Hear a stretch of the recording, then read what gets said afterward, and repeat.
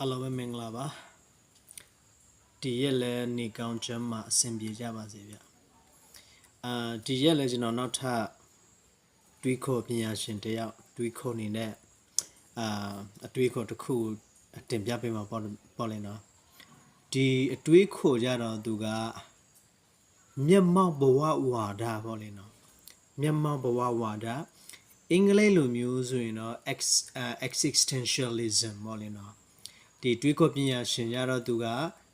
20ရာစုခေတ်အတွေးခေါ်များအနဲ့မှာဆိုရင်ပေါ့နော်ပြင်သစ်ပြည်မှာဆိုရင်တော့ပေါ်ပေါ်လှုပ်ရှားခဲ့တော့အတွေးခေါ်ကံတစ်ခုဖြစ်တယ်ပေါ့လေနော်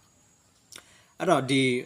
အတွေးခေါ်ကံမှာဆိုရင်တော့သူတို့တွေးခေါ်နေတဲ့ဥစ္စာကတော့မျက်မှောက်ဘဝဝါဒ existentialism ပေါ့လေနော်အဲ့တော့ဒီဝါဒကိုတွေးခေါ်လှုပ်ဆော်ခဲ့သူမှာဆိုရင်တော့နော်ပြင်သစ်တွေးခေါ်ရှင်လည်းဖြစ်တယ်စာရေးစရာကြီးလည်းဖြစ်တဲ့ရန်ပေါ်ဆဆိုသူဖြစ်တာပေါ့လေနော်အဲ့တော့မျက်မှောက်ဘဝဝါဒဆိုဒီမှာနော်ဘာကိုဆိုလို့လဲပေါ့လေနော်အဲ့ဒါသူကဒီတွေးခေါ်ရှင်ကြီးရတော့သူစင်ပြထားတယ်ပေါ့လေနော်အဲ့တော့သူဘာကိုဆိုလို့လဲဆိုတော့သူပြောတယ်ဒီဝါဒမှာပေါ့လေနော်လူသည်တဲ့လူပင်ဖြစ်၍သူ့ကိုယ်သူထင်တယ်လို့ဖြစ်နေတယ်မဟုတ်ဘူးပေါ့လေနော်သူထင်တယ်လို့ဖြစ်နေတာမဟုတ်ဘူးလူဘဝကိုတဲ့ရရှိ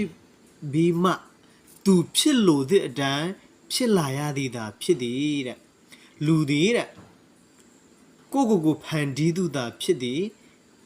ဤကားတဲ့မျက်မှောက်ဘဝဝါဒဤပထမဦးဆုံးသောအခြေခံမူဖြစ်တယ်ပေါ့လေနော်အဲ့တော့ဒီဝါဒကိုစန့်ကျင်တဲ့သူတွေကတော့ရှိတယ်ပေါ့လေနော်သူတို့ခေတ်ခါတော့ကအဲ့တော့ဒီဝါဒကိုစန့်ကျင်တဲ့သူတွေကတော့ဘယ်လိုမျိုးပြောလဲဆိုတော့မျက်မှောက်ဘဝဝါဒဆိုတာတဲ့ဓမ္မဒိဋ္ဌံဝါဒမဟုတ်ဘူးပေါ့လေနော်ပုဂ္ဂလိကဒိဋ္ဌံဝါဒသာဖြစ်တယ်ပေါ့နော်အဲ့ဒီစန့်ကျင်တဲ့သူတွေကမြင်တာကတော့ပေါ့လေနော်ဘယ်လိုပဲပြောပေါ့လေနော်ဘယ်လိုပဲပြောပေါ့နော်လူသည်တဲ့ကြောက်တုံးစပွဲစသည်တိုးထက်ပို၍မြတာပေါ့လေနော်ပို၍တိတ်ခါနဲ့စွမ်းရှိတဲ့လူသားတွေတဲ့လူသားတွေလူဘဝကိုရရှိလာခြင်းသည်တဲ့ကြောက်တုံးကြောက်ခဲများရေမော်ပင်ကလေးများနဲ့မတူဘူးတဲ့လူမှာတဲ့ပုဂ္ဂိုလ်အလိုက်စိတ်နေစိတ်ထားများနဲ့တကွလူဘဝကိုရလာခြင်းဖြစ်တာပေါ့လေနော်ဒီဝါဒမှာဆိုရင်လည်းဒီတွေးခေါ်ရှင်တွေးခေါ်ရှင်ဆက်ပြောတာပေါ့လေနော်လူအဖြစ်ကိုမရရှိမိကတဲ့လူတွင်တဲ့ဘာမှမရှိဘူးเนาะရှေ့ဘဝနောက်ဘဝတစ်ခုမှမရှိဘူးပေါ့နော်သူဖြစ်လို့ရဖြစ်အောင်ဖန်တီးနိုင်သောအခြေစိုက်ရောက်ခြင်းသည်ပင်လူဘဝကိုရရှိခြင်းဖြစ်တယ်တဲ့ထို့ကြောင့်တဲ့မျက်မှောက်ဘဝဝါဒတို့ဤပထမဆုံးသောအကျိုးတရားမှုမှာတဲ့လူသားများကိုသူရတည်ရာဘဝတွင်ရရှိလာသောကြားရောက်လာသောဒါဝန်ဝတ္တရားမှန်သမျှသည်တဲ့တဲ့ဘိုးစီချင်းပင်ဖြစ်တယ်ပေါ့နော်ဒီအတွေးခေါ်မှာသူဆက်ပြောတယ်လူသည်တဲ့ကိုဖြစ်ရဘဝလောက်ရအလောက်တို့အတွက်တာဝန်အစိဆုံးပုဂ္ဂိုလ်ဖြစ်တယ်နော်လူသားတွေတဲ့မမေ့အတွက်မမေ့တာဝန်ရှိသည်ဆိုရ၌မျက်မှောက်ဘဝဝါဒီများကတဲ့ပုဂ္ဂိုလ်တစုံတယောက်သာတာဝန်ရှိခြင်းမဟုတ်ဘူးမနော်လူသည်တဲ့လူသားမှန်သမျှအတွက်တာဝန်ရှိသည်နော်ဒီပုဂ္ဂလိကဒိဋ္ဌံဝါဒဆိုဒီမှာလဲအစဉ်စစ်အတိတ်ပဲနှမျိုးနားလဲသင့်တယ်ပေါ့လေနော်တနည်းအားဖြင့်တဲ့ဒီပုဂ္ဂလဒိဋ္ဌံဆိုသောစကားအတိတ်ပဲမှာတဲ့ပုဂ္ဂိုလ်လွတ်လပ်ခွင့်ဖြစ်ပြီးအခြားတနည်းမှာလူသားသည်တဲ့မမေ့